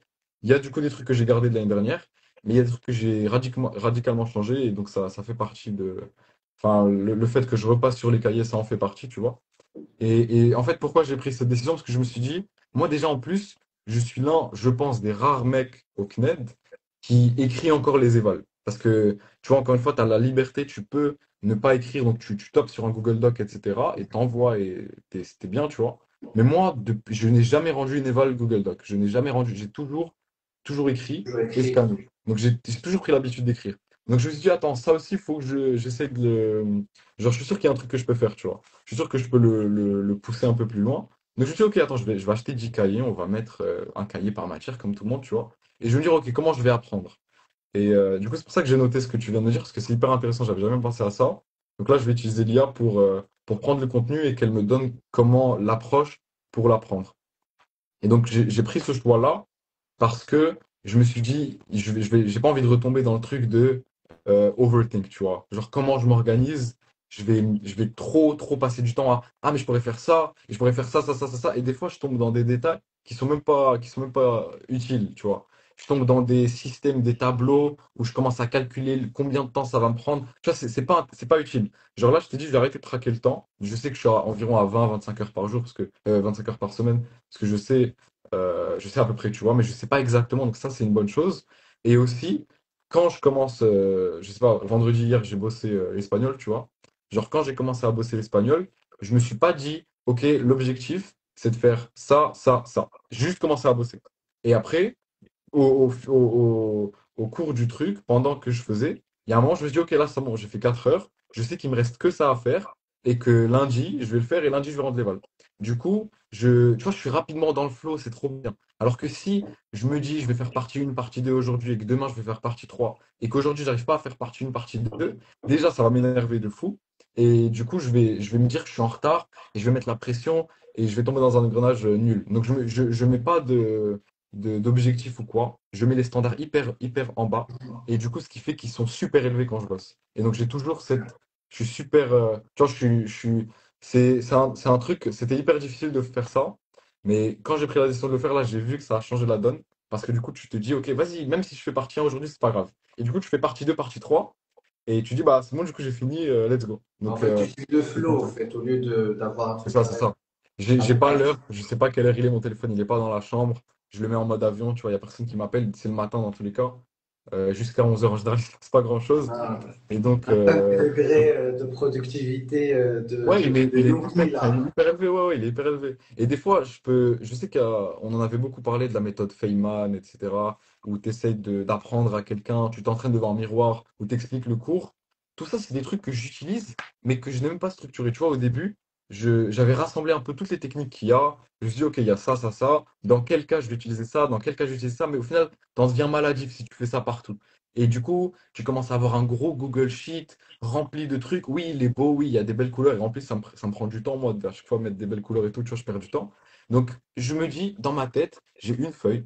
Je sais qu'il y a 5 6 techniques d'apprentissage. Et pendant le cours, je vais arriver à distinguer celles que je vais utiliser. J'ai pas besoin de le planifier à l'avance ou quoi. Je planifie pas la semaine à l'avance, je planifie juste la journée à l'avance. Ça veut dire que lundi, je sais ce que je dois faire pour mardi, mais lundi, je sais pas ce que je dois faire pour mercredi, tu vois. Et ça aussi, c'est génial. Parce que tu vois, et ça, enfin, je m'entends là dire ça. Il y a un an, je me dis, mais attends, mais il est complètement débile ce mec, tu vois. Genre, il faut que tout soit parfait, organisé. C'est ce Je me perfectionnisme rappelle de aussi. toi. Je te C'est ce disais, en fait, perfectionnisme aussi de Jalik, tu vois. Mais vraiment. mais tu étais obligé de passer par cette organisation comme ça parce que ça te Ouais, rassurait. Moi, je voyais ça et je savais que tu allais arriver à cette étape-là parce qu'en fait, c'est une étape où tu suis le flow, ouais, tu te ouais, fais confiance, tu fais confiance à ton instinct ouais, parce qu'il y a des ouais, décisions que tu prends sur le moment. Et puis, il y a la biologie et la physiologie aussi. On en a ouais, toujours parlé qu'en fait, tu auras des jours, tu vas faire 2 heures, il y a d'autres jours, tu vas faire 6 heures et tu peux pas prévoir ça. Il y a le temps aussi qui peut changer, il y a les planètes qui bougent, il y a la Lune qui peut avoir ses effets aussi. Et hmm, effectivement, en suivant le flow. Alors maintenant, je te donne un tip pour notre book LM. Apparemment, bon, j'ai pas encore testé, mais à partir de ce que j'ai lu, c'est qu'en fait, tu peux lui raconter tout ce que tu viens de me dire, c'est-à-dire comment tu bosses, que tu utilises des cahiers, que tu notes. Tu peux même lui demander de te faire d'abord un test d'intelligence multiple. Donc ça, je t'offre cette prompt-là. Et comme ça, une fois, elle connaît un petit peu ton style, que tu es matinal, que tu aimes noter, que tu aimes peut-être entendre des choses, que tu aimes les couleurs. Enfin, tu lui racontes un petit peu ta façon de travailler ou ta façon de travailler avant, ta façon de travailler aujourd'hui. Et à ce qui paraît, elle s'adapte à ton profil, elle te donne les éléments dont tu as besoin. Et ouais, côté fiabilité, je pense que c'est hyper fiable. Après, je ne sais pas s'ils ont un mode payant ou un mode gratuit. J'ai pas ouais. Non, encore je vu. crois qu'ils ont que du gratuit, Google. Mais apparemment, les gars qui ont écrit, donc c'est des livres, enfin, tu connais, c'est des sites spécialisés. Donc, qui ont testé pendant un mois, 2 mois, ils ont des sites hyper fiables. Il y a même, comme je te dis, il y a des textbooks maintenant qui sont à l'intérieur. Et Ouais. j'ai l'impression qu'ils veulent créer une sorte de livre interactif C'est un peu ça mon ressenti. C'est le textbook, c'est un livre que tu lis et tu dois comprendre. Je pense qu'ils veulent rendre, créer cette idée d'un livre qui te parle et tu lui parles en fait. Et qui est un livre qui est structuré. Que ce soit ChatGPT qui ramène les infos un peu partout, c'est un peu bordélique des fois. Là, tu auras vraiment un cours. C'est-à-dire, si tu lui donnes un PDF, il va discuter avec toi sur le contenu du PDF. Et du coup, on aura associé le digital avec Ouais. l'écriture. Mais c'est vrai que l'écriture, c'est aussi quelque chose de relaxant, qui te permet de te détendre, etc. Ouais, j'écris pas beaucoup en plus, hein. Tu vois, enfin, je sais que là, le cahier, par exemple, le cahier d'anglais, j'ai fait une séquence d'anglais pour l'instant, j'ai rendu les vals et tout. Mais j'ai 4 pages, tu vois. C'est pas énorme. Ouais, ouais. 4 pages pour un chapitre, il y en a 6 dans l'année. 24 pages, c'est un quart du livre. Enfin, c'est un quart du cahier, tu vois. Le cahier, c'est 100 En tout pages. cas, tu écris ce qui est adapté à C'est toi. ça. Ouais, ouais. Je reviens à la question que je poserai peut-être beaucoup de parents et on pourra s'arrêter peut-être vers Ouais, cette partie-là. C'est la vie sociale. Ils me disent ouais, que ouais. le scolaire, J'y ai pensé tout à c'est... l'heure, je me suis dit, c'est sûr qu'il y a pas tombé sur ça. Donc ouais, c'est pour ça qu'il n'y a pas tout le monde qui peut faire ça. Encore une fois, juste par rapport à ce qu'on a discuté, tous les trucs, etc. Il y a des gens, ils vont dire, enfin c'est utopique. Du coup, il y a des gens qui vont dire c'est utopique. Il y a des gens qui vont voir ce qu'on veut dire et ils vont se dire ah c'est trop bien, il faut qu'on mette ça en place. Mais encore une fois, tu peux pas passer de école présentielle normale, emploi du temps, et tu fais un gros pas direct à implémenter l'intelligence artificielle, etc. Tu dois passer par du coup, enfin déjà tu dois te faire accompagner, ça c'est Le obligatoire coaching entre est guillemets. obligatoire, moi Ouais, je trouve. ouais. Parce que Le tu peux pas coaching est changer. nécessaire. Et il y a aussi genre en gros, tu dois découvrir, tu peux pas du jour au lendemain comprendre comment tu apprends. Tu dois découvrir au fil du temps. C'est pour ça que c'est un process long. Long, ça veut tout et rien dire, tu vois, ça prend entre 2 et 10 En semaines. fait, le coaching l'accélère, c'est-à-dire le coaching, tu te rappelles, on a travaillé sur ton heure biologique, on est Ouais, passé au paradigme. À un moment, tu voulais peupler ton emploi du temps par des profs, si tu te rappelles, et on avait décidé d'arrêter. L'idée de travailler une matière par jour, c'était de la folie pour toi au ouais, début. ouais. Je m'étais dit, mais qu'est-ce Absolument. qui... C'est-à-dire, en fait, le coaching, soit c'est quelqu'un qui a démarré le homeschooling au primaire ou là au collège, il a eu le temps de tester beaucoup de choses. Ouais, Sinon, dans ton cas, ou le cas de beaucoup, moi aussi, c'était une découverte pour moi. L'expérience a été mutuelle pour nous deux. Et donc, c'est en fait, j'ai découvert qu'en fait, on peut faire du homeschooling, mais il faut du coaching parce qu'on passe du monde à un monde. Et pour raccourcir le temps, une fois que tu es sur les rails, même le reste des découvertes, tu l'as fait tout seul, toi-même. Mais en ouais. fait, au moment où je voyais tes craintes, comment tu avais ramené un emploi du temps qui était celui scolaire et on voulait faire 2 heures de maths, mais moi, ça m'a fait réfléchir et je me suis dit non, il va falloir qu'on passe, parce que moi, je n'étais pas aussi dans l'homeschooling. Ouais. Et donc, quand on est passé au prochain paradigme, j'attendais avec impatience la prochaine séance pour que tu me disais comment ça se passait. Et à ma surprise, j'ai découvert que voilà, je me suis dit, si quelqu'un veut faire du homeschooling, il va falloir vraiment qu'il ait euh, Un un accompagnement. passage avec un accompagnement. Mais revenons à la vie sociale. Est-ce que Ouais. ça a tué ta vie sociale? Est-ce que tu en souffres? Est-ce qu'elle s'est améliorée? Comment tu gères ça? Parce qu'on dit qu'à l'école, on est quand même avec des copains et on voit du Ouais, monde. ouais, Là, normal. tu es livré à toi-même. Comment ça se passe? Du coup, moi en seconde, je m'étais dit, enfin une grosse du coup raison, enfin la raison pour laquelle du coup j'ai quitté, enfin entre guillemets le lycée, j'étais déscolarisé pendant 2, 3 mois, ça aussi c'est énorme, tu vois, quand je me redis ça, pendant 2 mois, genre j'avais pas de cours, etc. Je faisais des trucs, mais c'était pas en rapport avec l'école du coup. Non, c'est un petit Covid. Ouais, c'est ça. Parce que pendant 2 mois, j'étais déconnecté, tu vois, et ça m'a, genre j'ai vraiment bugué, tu vois. C'est comme les gens, c'est comme les gens là, les nouveaux millionnaires, ils te disent ouais, quand tu deviens millionnaire, t'es déconnecté, tu vois, tu comprends plus. Tu vois 1 million d'euros, tu dis attends, je peux acheter trop de trucs, c'est bizarre. Là, c'était pareil, tu vois. Ouais, Mais du coup, en gros, au lycée, je m'étais dit, enfin, la vraie réponse là, pour le coup, tu vois, je vais être transparent, honnête, normal, il faut. ouais. Mais du coup, je m'étais dit, ok, même si je dois entre guillemets sacrifier, genre plein de gens que je voyais, que j'appréciais, etc.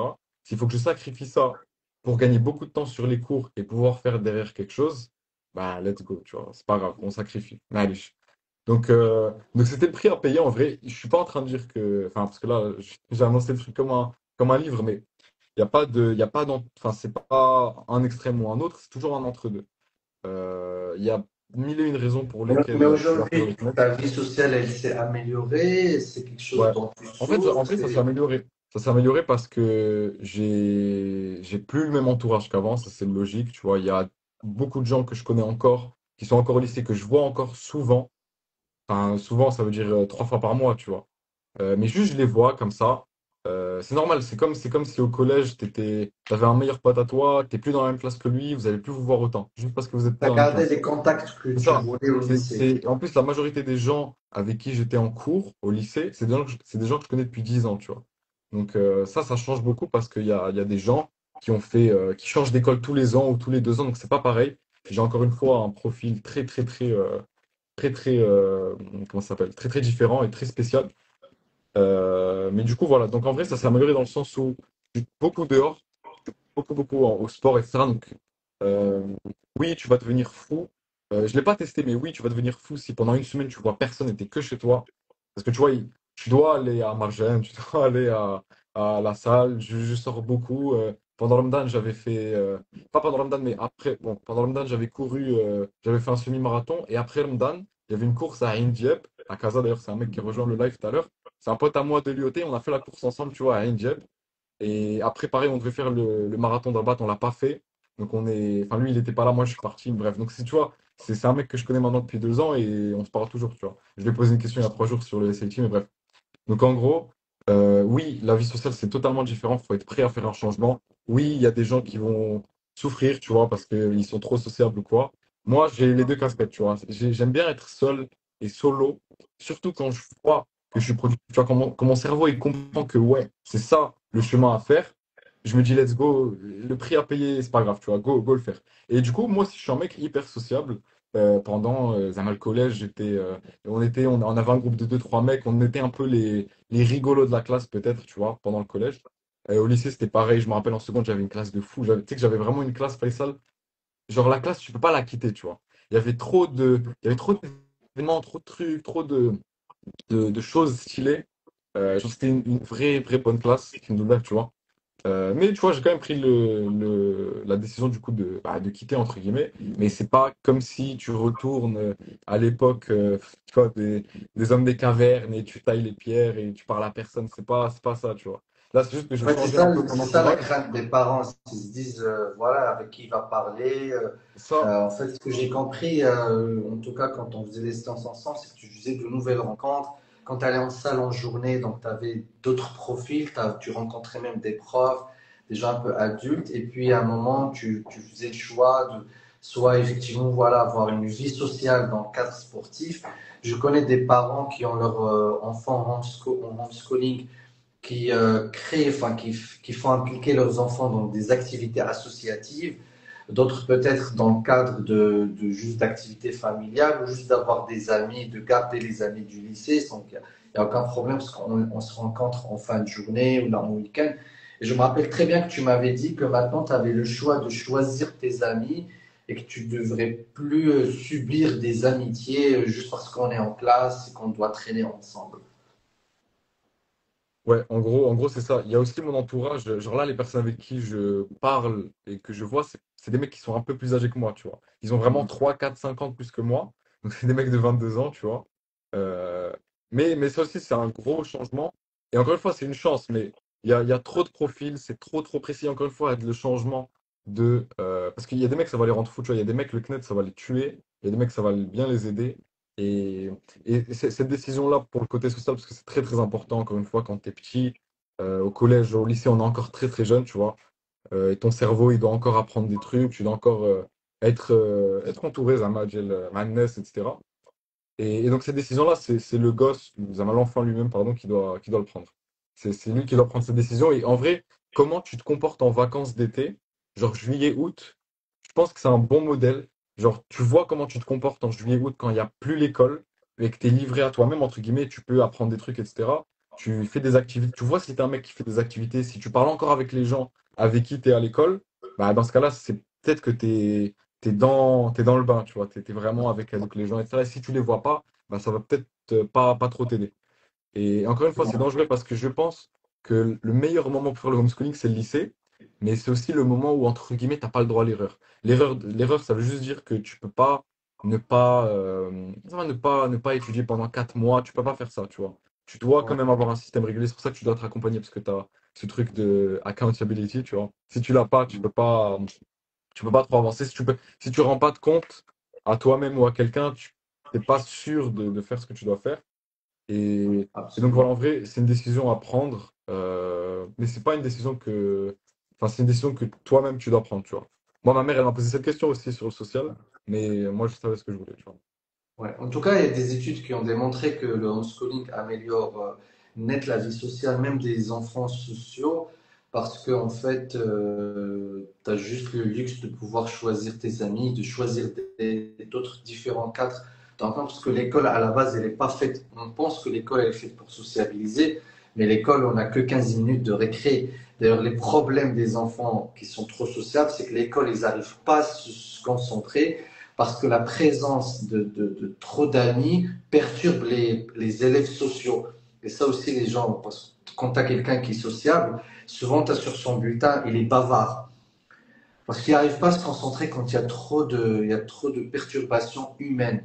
Et dans les deux cas, en fait, c'est juste un équilibre à retrouver. Mais au moins, nous, on reçoit pas mal d'élèves et d'étudiants, en tout cas des élèves qui sont trop introvertis, qui souffrent à l'école, qui veulent rester beaucoup de temps seuls, qui sont des solitaires. Et pareil, pour qui l'ambiance scolaire n'est pas du tout adaptée, c'est-à-dire qu'ils préfèrent passer beaucoup de temps seuls et d'apprendre seuls. Ça aussi, pour eux, c'est vraiment quelque chose qui pourra énormément les aider. Donc, c'est quoi tes projets pour cette année? Attends, juste, je voulais te dire un truc, sinon je vais Oui, oublier. Mais c'est comme par exemple quelqu'un qui, pendant le confinement, tu es à la maison. Il y a des gens, pendant le confinement, ils ont joué aux jeux vidéo, ils jouaient aux jeux vidéo. Donc il y a les deux. Tu prends deux personnes qui jouent aux jeux vidéo, il y en a une qui va prendre du poids et l'autre qui va perdre du poids, tu vois. Il y en a qui vont du coup passer plus de temps à manger parce que voilà, ils sont à la maison. Et il y en a au contraire, ils vont tellement jouer qu'ils vont oublier de manger, etc. Donc il y a toujours les deux aspects. Et je pense que c'est pas. Genre, si t'es un mec solitaire, t'es un mec pas trop social, ça, déjà, il y a plusieurs raisons à ça, tu vois. Soit, du coup, t'arrives pas à te foutre dans la masse, quoi que ce soit, tu vois. Ou soit, il y a un autre problème. Et du coup, si c'est un autre problème, il faut diagnostiquer en gros ce qu'il y a. Enfin, diagnostiquer, je dis ça, c'est juste un mot, c'est pas un terme médical, tu vois. Mais il faut pas voir à Tunnil le truc de le CNED, l'homeschooling et tout comme un moyen de fuir l'école. Parce que si tu confrontes pas ce que tu dois régler, tu vas pas le régler, tu vois. Si tu fuis, c'est encore pire parce que t'es pas. En fait, si tu sais pas c'est quoi le problème et que juste tu fuis le problème, tu vas pas le résoudre et tu vas même empirer ton cas. Donc il y a ça absolument. déjà que je voulais dire. Et pardon, du coup, tu m'as dit les projets. Bah là, écoute, Déjà, je on va. rebondis sur ça. En fait, Ouais, c'est ce qu'on a fait au début quand on allait prendre la décision. Et là, on referme la boucle parce que c'est avec ça qu'on a commencé. Quand on avait fait notre première séance et que tu m'avais exposé pourquoi tu voulais faire le homeschooling, bah, pour moi et pour ta maman, c'était ça aussi. C'était de valider ce que tu étais dans un processus de fuite et ouais. logique et émotionnel parce que ou là, tu étais vraiment dans une logique de Conviction. Ouais. et même s'il y a des enfants qui veulent fuir, eh ben, ils veulent fuir quoi? Et pour certaines, je sais pas, il y a des enfants qui tombent sur de mauvaises écoles, qui n'ont pas le choix que de ces écoles-là, qui subissent de l'agressivité. Donc il y a même fuir, mais fuir pour de bonnes raisons et pouvoir se créer un plan. En tout cas, l'idée, c'est de dire que voilà, il y a une solution, il y a un échappatoire. Il faut juste bien le travailler, bien le raisonner, et que ce ne soit pas juste école homeschooling. Non, c'est entre école homeschooling. C'est un plan, c'est une réflexion, c'est un projet et c'est un accompagnement, un coaching qui va prendre du temps pour que les choses se remettent en place. Donc, C'est Charles, c'est ça. quoi cette année? C'est quoi le plan? Bah écoute, là, le dernier trimestre de l'année va commencer dans 3 jours, donc on a octobre, décembre. Euh, et bah écoute, là, en gros, je dois juste finir les objectifs de l'année, donc c'est revenir un peu sur le montage, etc., mais plus du coup le modèle agence, pour encore une fois, je répète que c'est l'objectif, tu vois. Mais là, du coup, il y avait aussi, je sais pas, est-ce que tu es disponible après, quand on va finir le live, genre 10-15 minutes ou pas du tout, genre t'as un Oui, truc de oui, on a prévu? des projets à discuter, t'inquiète. Voilà, j'avais juste une question à te poser parce que je l'ai posé à quelqu'un et il m'a dit que ça m'a une bonne idée, etc. Mais donc voilà, si t'étais disponible. Donc il y a aussi ça en parallèle, mais là en vrai c'est ça le plan. Et pour la suite, donc, encore une fois, ça va pour le futur, pour les études sup, etc. J'étais aussi très réticent à l'idée de faire des études supérieures, tu vois. Je me suis dit, bah, je suis encore, bon, là, peut-être c'est pas la bonne manière d'arrêter le live, tu vois, mais je suis encore dans ouais, les études, c'est pas utile pour apprendre, parce qu'on peut apprendre beaucoup de choses tout seul.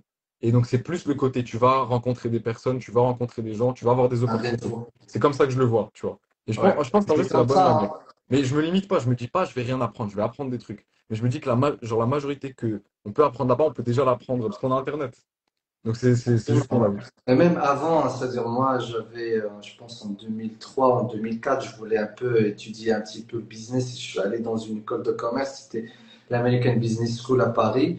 Et donc j'avais discuté avec le directeur, enfin c'était le président du groupe, et j'avais fait un entretien et quand on avait fini, je lui dis alors qu'est-ce que je peux apprendre ici? Qu'est-ce que vous me conseillez? Parce qu'ils avaient des modules, tu choisissais les matières que tu voulais.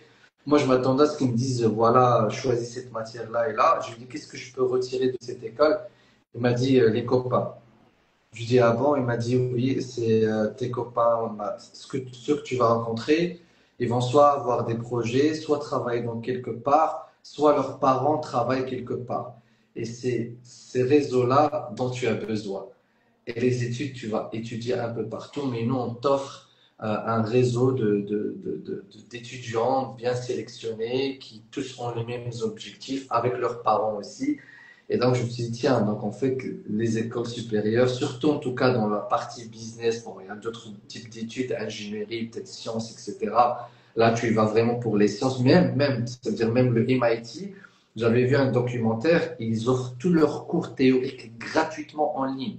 Tu imagines le MIT, l'école la plus chère au monde d'ingénierie, la plus grande au Ouais, monde. ouais, Harvard aussi, ils font ça, ouais. Absolument. Et personne n'assiste aux cours. Il y a un documentaire que les Français ont fait. Et Ouais. personne n'assiste aux cours. Et en fait, pourquoi? Parce qu'ils disent que ce n'est pas les cours qui sont importants. Mhm. C'est les projets qu'ils font sur place et les mecs avec qui ils font les projets. Les mecs et les nanas avec qui ils font les projets. C'est-à-dire vraiment le travail d'équipe et les laboratoires pratico-pratiques. Donc, ils construisent des fusées, ils construisent plein de choses ensemble. Et le jour où ils vont se séparer, en fait, ils vont garder le réseau, ils vont travailler mutuellement. Et c'est vrai que, ouais, encore une fois, bravo Eric. Donc tu tombais vraiment À sur Harvard, le sais que les à études Harvard, ouais. supérieures. À Harvard, tu peux tricher pendant une évaluation, tu vois. Tu peux sortir ton téléphone, mais enfin, ils s'en foutent parce que c'est pas le plus important, c'est pas les notes ou quoi. Genre, le plus important, c'est de rentrer à Harvard et d'avoir accès au réseau de Harvard. C'est pour ça tous les trucs de networking, mastermind, etc., ça coûte des milliers de dollars, et des dizaines de milliers de dollars, parce que quand tu as accès aux gens, c'est différent que d'accéder à la connaissance qui est maintenant publique, tu vois. C'est pas pareil. Absolument, Tu vois, accéder à absolument, Elon Musk, ça veut pas dire. C'est plus cher d'accéder à Elon Musk que d'accéder à ses livres ou à ce qu'il a lu. absolument, Donc c'est normal. absolument, Voilà. absolument. Ouais, ouais. Bravo Eric, tu es encore tombé sur le cœur de chaque système. Ben Ah, écoute, encore beaucoup à apprendre, Inch'Allah. parce que si on commence là, on va pas s'arrêter. Ouais, On va clôturer. merci beaucoup. Un Merci pour conseil l'invitation. principalement pour les parents et un conseil pour les élèves dans le cadre du homeschooling. C'est moi? Ah, je pensais que c'était toi. Tu... Non, non, Je toi, pensais que c'était toi toi. qui allais donner. Aïe, aïe, aïe, j'ai Toi la grosse l'invité. responsabilité là. De donner. Ok, j'ai l'avenir de pas mal de gens entre mes mains, non, je rigole. Bon, Un t'inquiète conseil, pas, ils vont pas c'est. te suivre En vrai, automatiquement, mais le seul voilà. conseil. Comment? Ils vont pas forcément te suivre, mais tu Ouais, donneras ouais. ton avis. Non, le seul conseil, c'est si du coup vous regardez ça ou quoi, juste ne pas négliger cette opportunité, cet échappatoire comme tu l'as mentionné, tu vois. Juste ne pas négliger, peut-être s'y intéresser juste pour voir, parce que ça peut marcher. Et moi, c'est complètement, enfin c'est presque du hasard en vrai, que je sois tombé sur ça. Mais là, tu vois, je vois plus ma vie comme Et avant. tu tombais sur le homeschooling. C'est ça, exactement. Donc en vrai, ne pas négliger, en parler, se renseigner, etc., etc. Je pense que là, on a déjà donné pas mal de matière en vrai. En 1h30, genre, il y a déjà pas mal d'infos qui ont été Absolument, données. absolument. Donc voilà, le seul conseil, ça serait de ne pas négliger. Et c'est pas une question de faire le bon choix ou pas, mais c'est juste peut-être d'évaluer s'il peut y avoir un retour en arrière déjà. Et d'aussi vraiment comprendre c'est quoi le problème. Encore une fois, est-ce que c'est quelque chose qu'on veut fuir ou est-ce que il y a vraiment un meilleur truc à faire? On peut utiliser l'école à son avantage et gagner du temps dans ses journées et faire des trucs encore plus stylés que juste rester 8 heures à l'école. Voilà. Voilà. Absolument, absolument. Bravo. Donc, en tout cas, l'idée, Merci. c'est de ne pas rester dans l'émotion, dans le blocage émotionnel, mais de vraiment faire ses recherches. C'est un peu ce que ta maman a fait. Elle a fait des recherches, elle a fait appel à un coach. Elle a attendu l'évaluation, on a discuté, on a planifié les choses, on a mis en place un système et c'est comme ça que ça a démarré. Un conseil pour les élèves par contre. Pour ceux qui vont rejoindre ou ceux qui veulent Ou qui rejoindre. réfléchissent au Ouais, ouais. homeschooling, qui s'y intéressent, qui ont aussi peur, parce que je connais aussi des élèves qui sont réticents, alors que moi je les vois bien dans le homeschooling, parce qu'ils ont d'autres projets plus, enfin, je dois dire plus intéressants, mais aussi intéressants que les études. Et je vois aussi qu'il y a des élèves qui ont peur. Un conseil de manière générale, peut-être que c'est trop subjectif, mais je pense pas. Je pense que ça peut s'appliquer à tout le monde et je pense de manière générale c'est mieux parce qu'on là on touche au cerveau, à l'apprentissage et tout. C'est si vous n'êtes pas sportif, mettez-vous au sport avant ou trouvez un truc. Un sport, ça veut pas forcément dire courir ou nager ou faire de la muscu. C'est les trois qui reviennent souvent, mais juste bouger. Genre même juste sortez, faites des marches. Ça peut être du ping-pong, ça peut être du golf. Le golf c'est un sport, il y a le débat ou pas. Mais juste trouver une activité qui va vous stimuler mentalement parce que ça aide pour l'apprentissage aussi et ça va vous Mais faire. qu'est-ce que tu donnes comme conseil pour le homeschooling en fait? Est-ce qu'ils Ok, font? ok, ok. Pour, genre pour un truc pragmatique à appliquer dans. Non, enfin, maintenant que tu as ton expérience, on en a discuté pas mal, moi et toi, avant. Est-ce que on recommande le homeschooling à tous les élèves? On dit Ouais. foncer. Est-ce que aussi, pareil, tu leur dis de réfléchir, d'en parler à Non, leurs ouais, ouais, parents? Parce que il y en a qui souffrent énormément à l'école, comme c'était le cas pour toi, et ouais. qui détestent l'école, mais qui n'arrivent pas à exprimer ce besoin. Bon, là, toi, tu avais les bons mots, tu avais fait tes recherches, tu avais cette tu es toujours organisé dans ta façon de réfléchir, donc tu as pu exposer. Tu avais, alhamdoulilah, bon, un papa réticent, c'est bien parce que c'est quelqu'un comme moi qui protège. Tu avais une maman ouverte qui te permettait de discuter, mais pour beaucoup d'élèves, ils disent voilà, mes parents ne vont jamais accepter, je ne pourrai jamais en parler, moi-même j'ai peur, donc qu'est-ce que tu leur conseilles? S'ils pensent au homeschooling, ils n'arrivent pas à faire le premier pas. Bah, du coup, enfin, en vrai, il faut faire le premier pas dans tous les cas. Maintenant, bah, dans tous les cas, il faut faire le premier pas. Il faut peut-être en parler. Je sais pas, mais je pense que c'est le même conseil, hein. Je pense que le même conseil du coup que je donnerais du coup à des Ouais. parents, c'est juste de pas négliger et de se renseigner. Parce que encore une fois, le premier pas, quand on n'arrive pas à faire le premier pas, c'est qu'on n'est pas confiant en ce qu'on va apporter comme idée, tu vois. Alors que si tu vois, tu fais pas mal de recherches, ça prend une heure, tu vois, de voir exactement comment ça marche. Là, le premier pas, il est beaucoup plus facile à faire. Et le premier pas, ça veut dire bah, contacter Faisal ou contacter, enfin juste parler à ses parents déjà dans un premier temps.